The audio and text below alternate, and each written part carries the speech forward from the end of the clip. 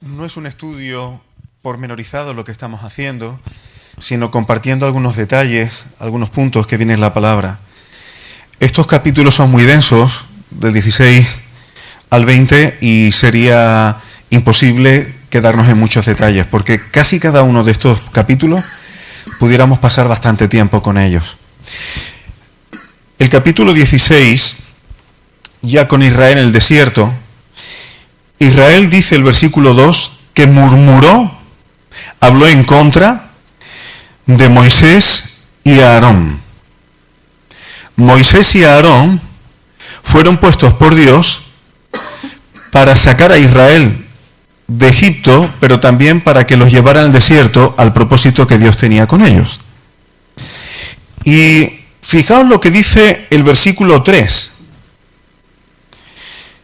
Ojalá hubiéramos muerto por mano de Dios en Egipto, cuando nos sentábamos a la olla de carne y comíamos hasta reventar, parafraseo en plan coloquial. Nos habéis sacado a este desierto para matar de hambre a toda esta multitud. Es decir, se quejan contra Moisés y contra Aarón con un argumento bastante poco sensato, diciendo: comamos y bebamos, que mañana moriremos. Es decir, prefiero morir inflándome de comer a gusto, que no estaban tan a gusto en el desierto. Es decir, en Egipto, solamente se estaban acordando de lo bueno que tenía Egipto, independientemente de estar en servidumbre, independientemente de estar atribulados con impuestos, atribulados también haciendo que murieran sus propios hijos. ¿Os dais cuenta del argumento? Se olvidan que Egipto estaba matando a sus hijos. Lo importante es que comían bien. Si hubieran muerto comiendo bien, todo lo demás da igual. Es decir, poner un agrado temporal y efímero por encima de sus propios hijos, por encima de la propia calidad de vida, por encima de la esclavitud, por encima de absolutamente todo. Esto lo dicen en un momento en el que están en el desierto sin tenerla todas consigo. Dependían de Dios y Dios les estaba probando. Esto que puede parecer que cuando lo leemos hay que ver cómo eran los israelitas, pero a mí me gusta que reflexionemos que nosotros no somos tan distintos. Porque cuando estamos en momentos de crisis o donde no podemos controlar las cosas ni amarrarlo todo, ahí es cuando fácilmente podemos murmurar, podemos criticar a siervos de Dios, a hermanos nuestros en la fe y por tanto a Dios también. Es muy fácil cuando estamos en momentos críticos o incómodos ponernos bastante calumniadores, difamadores o incluso bastante hostiles con quienes Dios está usando precisamente para servirnos. Es fácil ponernos en contra de dones que Dios da a la iglesia. Cada uno tiene sus dones con los que están sirviendo a Dios cuando nosotros estamos en momentos críticos. Esto es bastante habitual, hermano, porque cuando no estamos bien, tenemos muchísima facilidad para proyectar nuestras frustraciones contra los demás. Y esto es lo que estaba haciendo Israel. ¿Qué piensa Dios del comamos y bebamos porque mañana moriremos? En Isaías 22, 12 y 13, ahí Dios, en un contexto un poco distinto, cuando Israel debiera estar en llanto, en endecha, debiera estar en arrepentimiento, la actitud de ellos era: vamos a sacrificar ganado, vamos a comer bien, vamos a comer y beber, porque mañana moriremos. Y esto a Dios no le parece una buena filosofía de vida. No obstante, Dios escucha las murmuraciones de Israel y va a hacer dos cosas. Primero, dice que haría llover pan del cielo. Y Dios aprovecha para probar a Israel también con esto. Dios iba a hacer llover lo que conocéis como maná. No voy a explicar todo, porque se supone que lo habéis leído en casa. Si no, los 5 capítulos, como los describa completamente, no hay manera. Dios iba a hacer llover pan del cielo, pero dice el versículo 4 que iba a probar si anda en su ley o no. Pero la ley Dios todavía no la había dado. La ley iba a venir un poco más adelante. Ya unos capítulos más adelante, y lo vamos a ver, en el 20 ya tenemos los 10 mandamientos. Pero Dios empieza a dar ya algunas instrucciones para ver si el pueblo confía en lo que Dios le dice. Y esto es bastante interesante, porque si nos damos cuenta, Dios empieza así con los gentiles también en Hechos 15. Cuando los gentiles, a través de Cristo, se convierten, se les empieza dando unas instrucciones y ya irán conociendo más poquito a poco. En Hechos 15 lo tenemos. Esto es lo urgente, lo necesario. Además necesitaban convivir con judíos que eran creyentes. Hay unas primeras instrucciones y ya seguirán conociendo la palabra de Dios. Dios hace lo mismo con Israel. Y les manda pan del cielo. Ahí tenéis una descripción. Debía ser un pan como dulce, porque dice que era como hojuelas con miel, con cierto sabor a cilantro. Debía estar rico. Y Dios se lo da, pero le dice que durante 6 días lo recojan, no podían acumularlo, tenían que comer lo que iban a necesitar ese día para ellos y sus familias. Si esperaban al día siguiente porque acumulara más de la cuenta, se pudría. Pero el 7º día, es decir, el 6º día tenían que recoger el doble, para el 7º día reposar, descansar, y ese día comían de lo que habían recogido el día anterior. Pues ni aún así, siempre había algunos que no obedecieron al Señor. Pero el Señor ya les iba dando alguna instrucción. Esto es interesante, aunque no me quiero meter mucho en esto, porque el Señor Jesús, cuando nos da la oración del Padre Nuestro, dice, el pan de cada día, dánoslo hoy. Y dice también Deuteronomio, y Jesús lo citó, que no solo de pan vivirá el hombre, sino de toda palabra que sale de la boca de Dios. Hay palabra de Dios que nosotros necesitamos día a día. Si hoy tú te pegas un atracón de Biblia, te vas a un seminario teológico, te hinchas de estudiar y luego te olvidas de tener tu tiempo de palabra diario con el Señor, te va a pasar como con el maná, se te va a pudrir todo lo que te hayas metido. Necesitamos una constancia, necesitamos una periodicidad diaria también con la palabra de Dios. Y también hay veces que acumulamos más. El Señor nos da de más para que en cierto reposo podamos compartir en familia, con nuestros hermanos. Están los 2 principios, hermanos. Y no me quiero parar mucho tiempo aquí. Como ellos se quejaban de la carne que tenían en Egipto, Dios también les va a mandar codornices a la tarde, les va a suplir carne y por la mañana se iban a encontrar con el maná. Pero también, y esto lo dejo como un detalle, Moisés pidió que se tomara una vasija y ahí se pusiera un poco del maná. El maná es este pan que Dios mandaba del cielo, para que quedara como testimonio a las generaciones que vinieran después. Ya sabéis que el arca del pacto, os suena a muchos, tenía un maná escondido dentro, lo cual es muy interesante porque a la iglesia de Pérgamo, en Apocalipsis, al que venza, el Señor le promete comer del maná escondido. Ese maná de testimonio íntimo que estaba en el lugar santísimo, en el arca del pacto. Pero sería meternos mucha historia si tratáramos de explicar todo esto. Vamos de manera más sencilla a decir que el versículo 35 dice que Israel comió del maná durante 40 años. Dios fue fiel. Mientras estaban en el desierto y eran probados, Dios no se le olvidó un solo día mandarles este pan del cielo para que tuvieran que comer. Cuando ya llegan a la tierra prometida, a los límites de la tierra de Canaán, ahí Dios ya frena de mandarles el pan. Porque cuando entraran ahí, a esa tierra que fluye leche y miel, ellos iban a tener ya que sembrar. Pero mientras peregrinaron, ellos necesitaron tomar cada día de lo que Dios les suplía.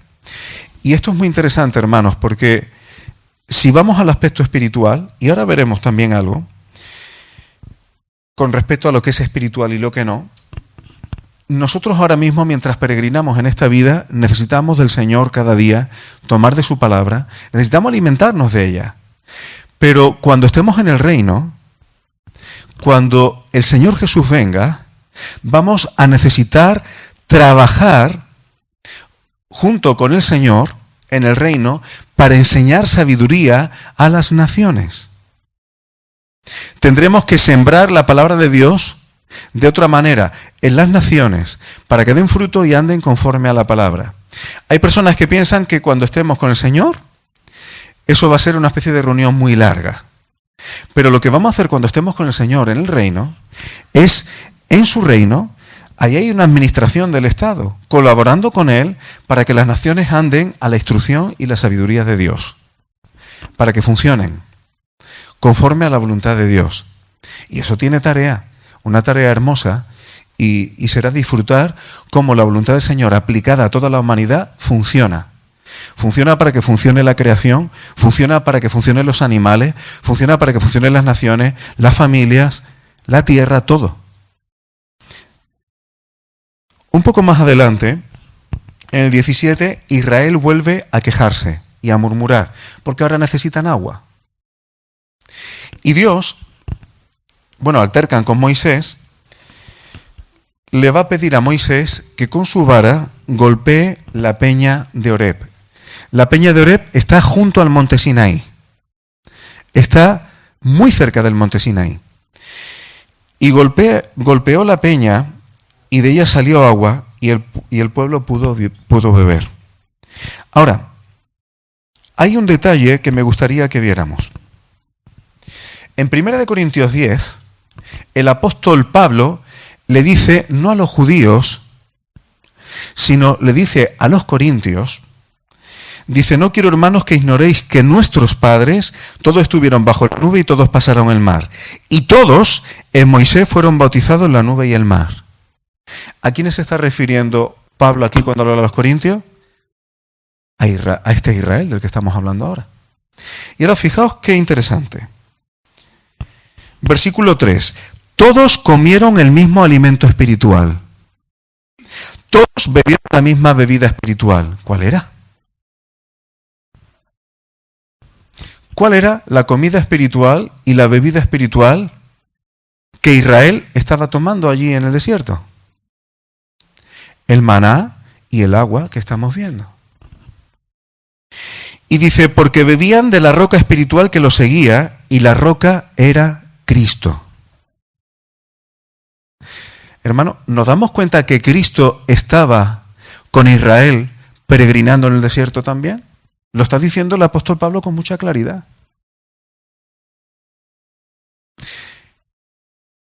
Es que a veces cuando leemos la palabra y nos vamos al Antiguo Testamento parece que Cristo no estaba, y hasta que no llega Mateo y ya leemos en Mateo el nacimiento de Jesús por obra y gracia del Espíritu Santo a través de María, como que Cristo no está en la Biblia hasta ese momento.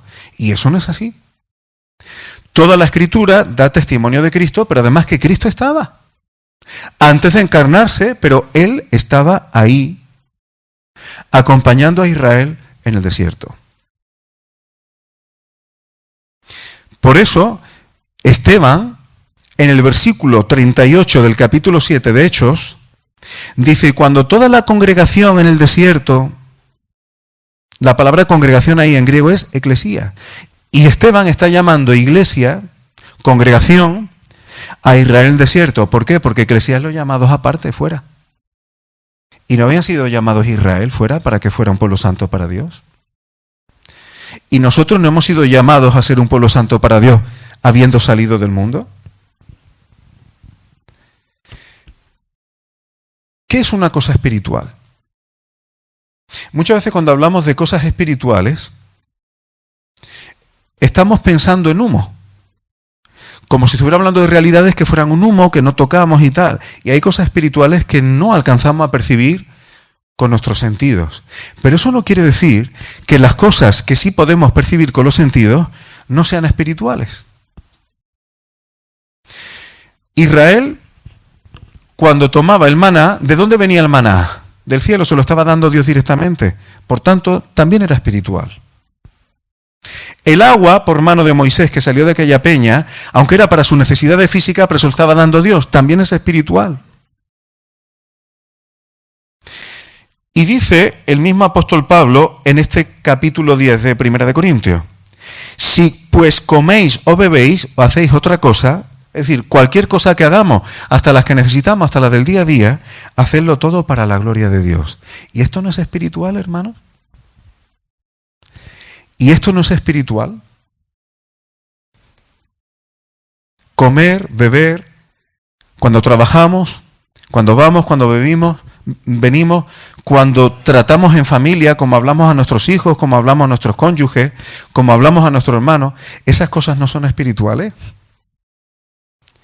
Si lo hacemos para la gloria de Dios, es espiritual también.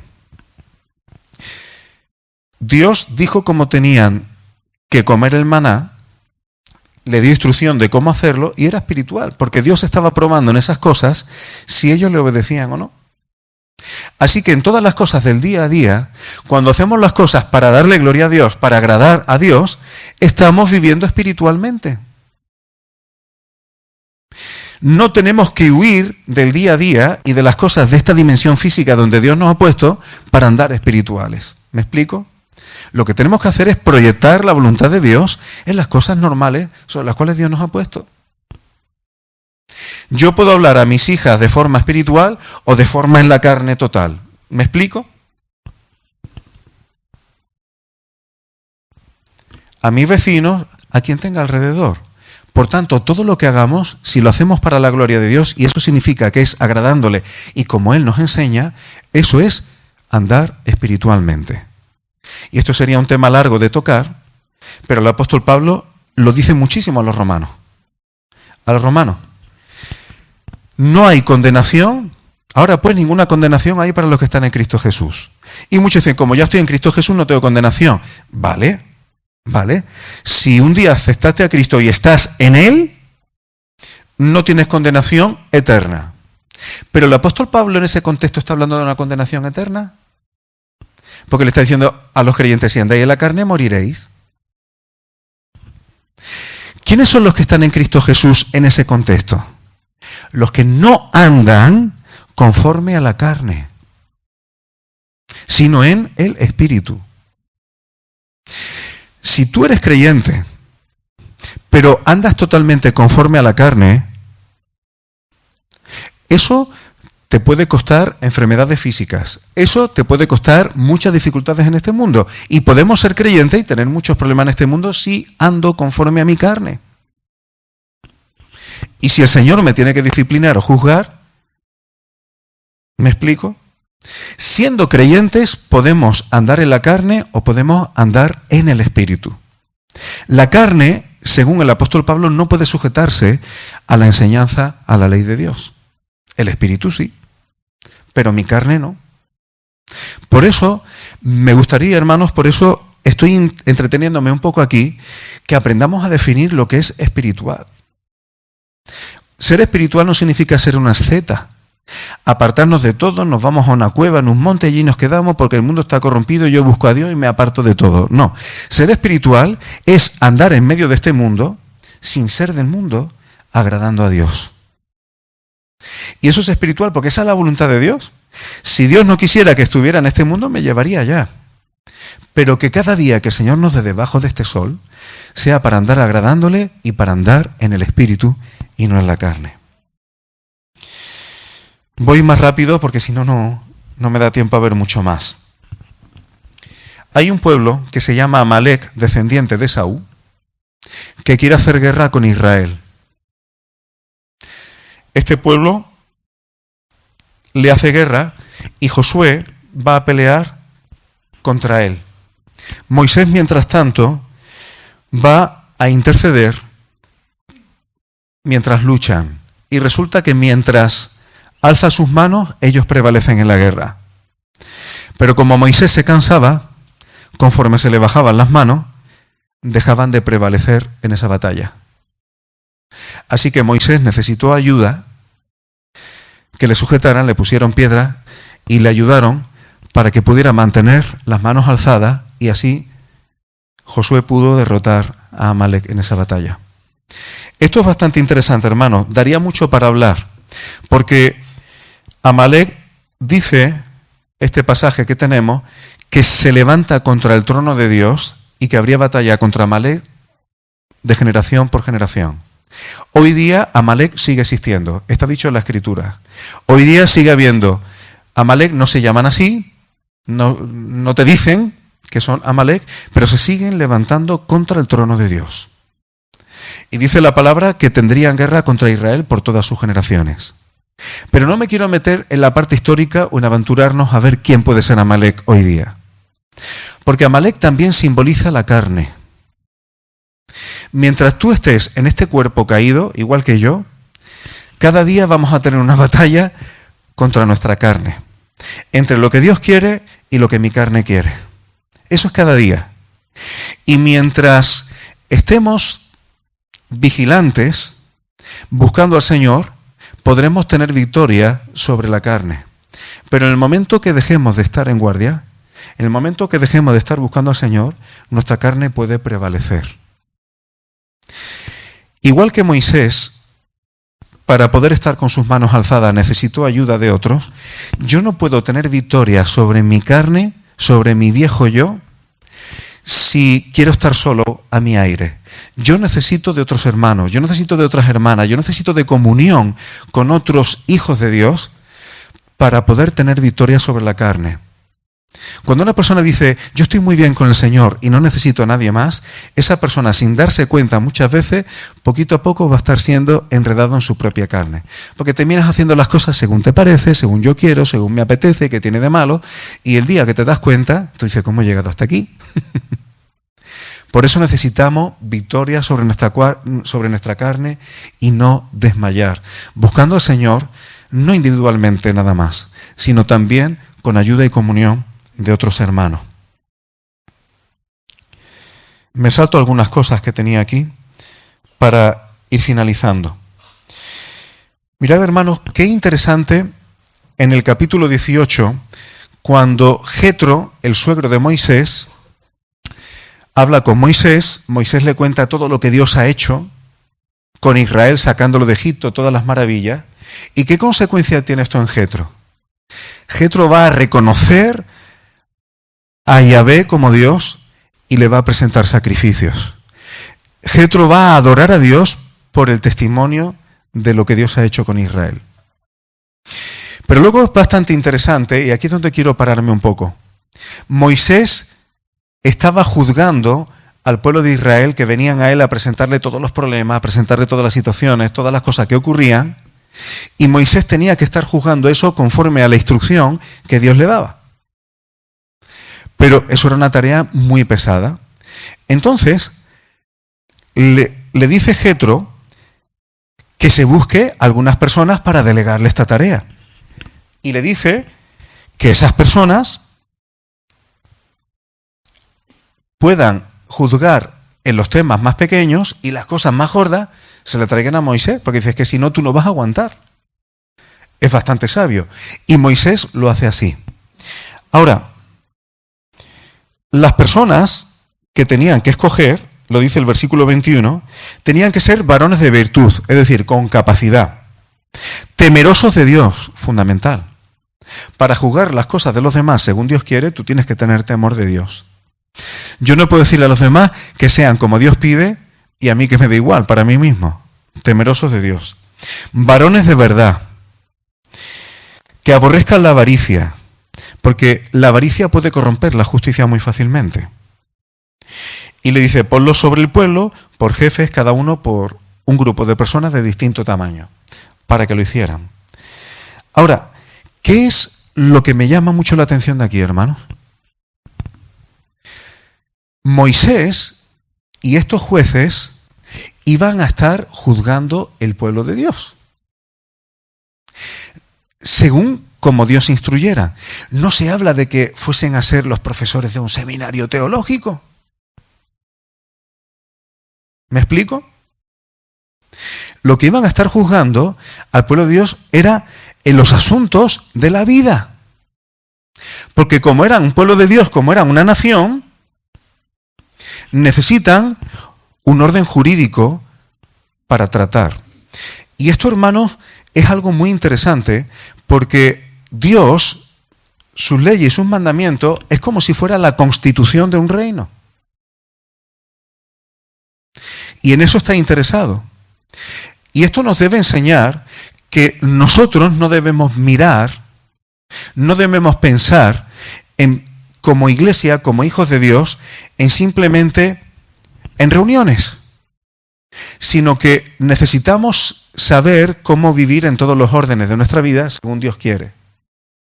Es muy frecuente que nos encontremos en situaciones donde haya personas que nos busquen para que procuremos tomar parte o juzgar las cosas según la voluntad de Dios.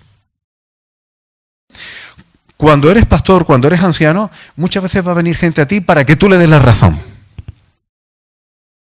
Cuando eres padre y hay alguna disensión entre tus hijos, te van a buscar para que tú le des la razón.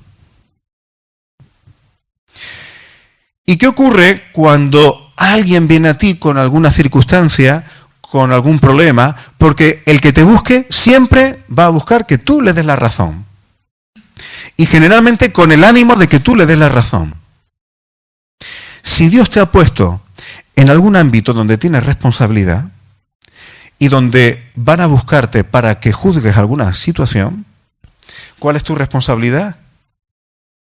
Juzgar y valorar la situación a los ojos de la palabra de Dios. Y esto te va a traer problemas, porque a lo mejor no te vas a poner de parte de quien te está buscando. Pero tú no has venido a preguntarme cuál es la voluntad de Dios. Pero esa no es la voluntad de Dios que yo quería. Y te encuentras con este tipo de situaciones. Pero nuestra responsabilidad es temer a Dios. Temer a Dios. Y no hacer las cosas ni por avaricia económica, pero tampoco por avaricia de quedar bien con todo el mundo. Sino valorar las cosas según Dios quiere. Y esto muchas veces nos pone a prueba. Y no todo el mundo tiene madurez suficiente para esto. Porque necesitas conocer la palabra de Dios y necesitas una integridad. Porque en algún momento alguien te va a buscar para que te pongas de su parte. Y muchas veces es mejor, si consideras que no estás en integridad delante del Señor o que no tienes conocimiento de la palabra todavía suficiente, es mejor no tomar parte en ciertos asuntos antes que te hagan partícipe de algo. No sé si me estoy explicando. En el versículo 19, Dios va a hacer un pacto especial con Israel. Le dice en el versículo 5 que si oyen su voz, es decir, si le hacen caso, si guardan su pacto, dice, seréis mi especial tesoro sobre todos los pueblos porque mía es toda la tierra. Vosotros me seréis un reino de sacerdotes y gente santa. Aquí Dios está diciendo que le van a ser. Pregunta, ¿esto ha ocurrido alguna vez en la historia de la humanidad?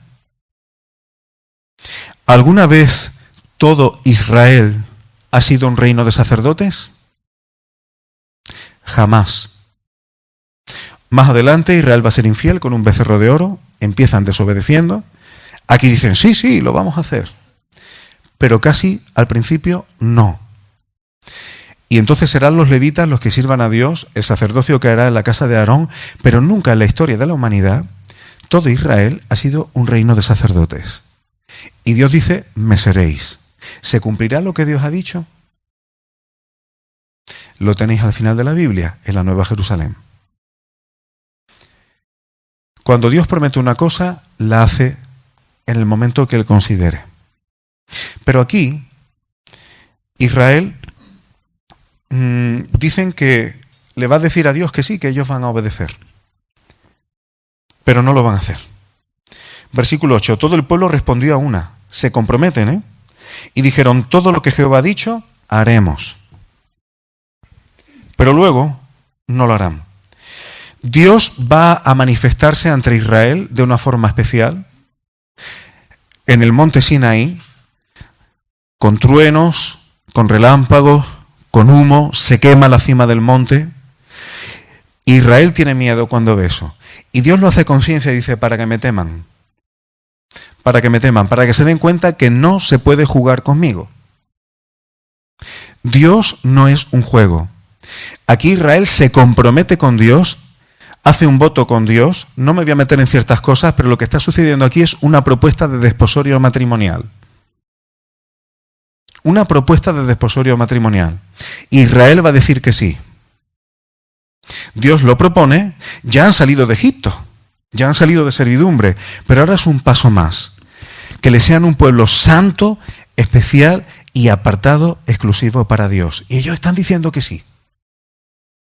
Ellos se comprometen. Inmediatamente después Dios les va a dar las condiciones y les da los 10 mandamientos. Pero hay una cosa que me gustaría decir de los 10 mandamientos, hermano. Hace tiempo, ministrando acerca de discipulado, dije algo que vi y que sigo viendo en los 10 mandamientos. Cuando el hombre está apartado de Dios, coge distancia con Dios, tiene que hacer el camino de vuelta. El Señor Jesús dijo, yo soy el camino, la verdad y la vida. Es camino, verdad y vida. Y Jesús dijo en Juan 14:6, y nadie no dice va al Padre, viene al Padre. Es decir, ir al Padre es ir a Jesús. ¿Cómo es el proceso de una persona a través de Jesucristo para ir al Padre? Una vez que el Señor Jesús te limpia, te reconcilia con el Padre, ahí no está hecho todo. Hay algo más. ¿Cómo terminan los 10 mandamientos? A mí me gusta cogerlos al revés. Porque lo primero que Dios pide es que Dios sea tu Dios y que le ames. Pero si a ti te dicen, mira, hay un único Dios verdadero y tienes que amarle con toda tu fuerza, con toda tu alma, con todo tu corazón. ¿Y tú mañana estás amando a Dios de esa manera? Necesitas un proceso. ¿Y cómo se hace ese proceso? Haciendo el camino, volviendo al Padre. El último mandamiento dice, no codiciarás. Y se da una serie de cosas. La codicia es una cosa que viene de dentro. Así que para volver al Padre y para amar a Dios, lo primero que tenemos que hacer es trabajar con nuestro interior. Una vez que se trabaja con el corazón, luego hay otros mandamientos que dice el versículo 16, contra tu prójimo. Y algunos de los anteriores que tiene que ver con cómo tratamos al prójimo. Es decir, para volver al Padre y amar al Padre como Él quiere, primero hay que trabajar el corazón, luego tenemos que trabajar el cómo tratamos a nuestro prójimo. Por eso el apóstol Juan dice que el que no ama a su prójimo, que le está viendo, ¿cómo va a amar a Dios que no lo ve? Así que el camino es este, primero el corazón, luego el prójimo, y luego para mí hay un mandamiento que es bisagra. Honra a tu padre y a tu madre. Porque cuando tú honras a tus padres, estás amando al prójimo, pero al mismo tiempo, tu padre y tu madre no los elegiste tú. Fue una obra soberana que Dios hizo. Ni yo elegí a mis padres, ni mis padres me eligieron a mí. Así que es un mandamiento bisagra. Cuando yo honro y amo a mis padres, estoy amando a mi prójimo, porque son terceras personas, pero al mismo tiempo estoy honrando a Dios, porque Dios los eligió. Y luego a partir de ahí, hay otros mandamientos que tienen que ver para amar a Dios. Un día de reposo, donde dejo de hacer mis cosas y donde lo pongo aparte para concentrarme en Dios. Luego, Dios dice que no tomes su nombre en vano, que no te hagas imágenes, que no tengas otros dioses delante de él. Pero estas cosas no llegan si yo primero no he trabajado mi corazón, si primero no estoy amando a mi prójimo como Dios dice, y si no honro a mis padres que me los dio Dios. Para mí esta es la base de un discipulado para llegar a amar al Padre,